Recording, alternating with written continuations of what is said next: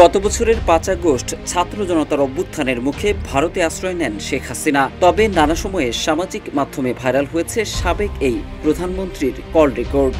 শেখ হাসিনাকে দেশে ফেরানোর বিষয়েও অন্তর্বর্তী সরকারের পক্ষ থেকে নানা সময়ে মন্তব্য করতে দেখা গেছে। তবে সম্প্রতি সামাজিক মাধ্যমে ছড়িয়ে পড়েছে সাইমা ওয়াজেদ পুতুলের একটি ভিডিও। দাবি করা হচ্ছে ১ মাসের মধ্যেই দেশে ফিরবেন শেখ হাসিনা।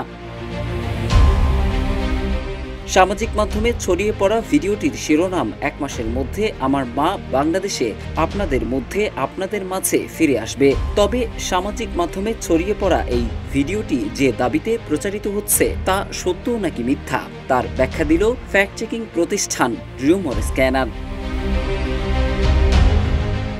অনুসন্ধানে বিশ্ব স্বাস্থ্য সংস্থার দক্ষিণ পূর্ব এশিয়া অঞ্চলের ইউটিউব চ্যানেলে গত ২৮ April a month after the Myanmar earthquakes শীর্ষক ক্যাপশনে আপলোডকৃত একটি ভিডিও খুঁজে পায় রিউমার স্ক্যানার। উক্ত ভিডিওর সঙ্গে প্রচারিত ভিডিওর মিল রয়েছে। একই ভিডিও পাওয়া যায় বিশ্ব স্বাস্থ্য সংস্থার দক্ষিণ পূর্ব এশিয়া অঞ্চলের লিঙ্কডইন অ্যাকাউন্টেও। ভিডিওটিতে বিশ্ব স্বাস্থ্য সংস্থার দক্ষিণ পূর্ব এশিয়া অঞ্চলের আঞ্চলিক পরিচালক সাইমা ওয়াজেদকে বলতে শোনা যায়, মায়ানমারে ভূমিকম্পের ১ মাস পরও ২৪ লাখের বেশি মানুষ স্বাস্থ্য ঝুঁকিতে আছে। বর্ষা মৌসুম ঘনিয়ে আসায় রোগবাহিত বিপদ বাড়ছে, বিশেষ করে ডেঙ্গু, ম্যালেরিয়া ও পানিবাহিত রোগের। 1 month into the 2 powerful earthquakes in Myanmar, with the monsoon season approaching, the threat of dengue and malaria is becoming a reality. Saima Wazed পুতুলকে আরও বলতে শোনা যায়, এরই মধ্যে চিকিৎসা সেবা ও প্রয়োজনীয় ওষুধের তীব্র অভাব দেখা দিয়েছে।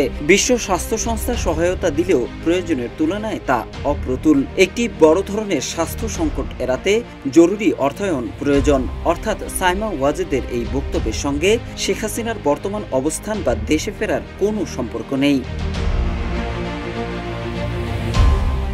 প্রকৃতপক্ষে সাইমা ওয়াজেদ মিয়ানমারের ভূমিকম্পের ১ মাস পরেও দুর্গত অঞ্চলের ২৪ লাখেরও বেশি মানুষ জরুরি স্বাস্থ্যসেবার অভাবে ভুগছে দাবি করলেও ১ মাসের মধ্যে শেখ হাসিনা বাংলাদেশে ফিরবেন দাবিতে প্রচার করা হচ্ছে ভিডিওটি। অতএব শেখ হাসিনার দেশে ফেরা প্রসঙ্গে প্রচারিত ভিডিওটি সম্পূর্ণ মিথ্যা। মোহাম্মদ সাইফুল ইসলাম, ইত্তেফাক।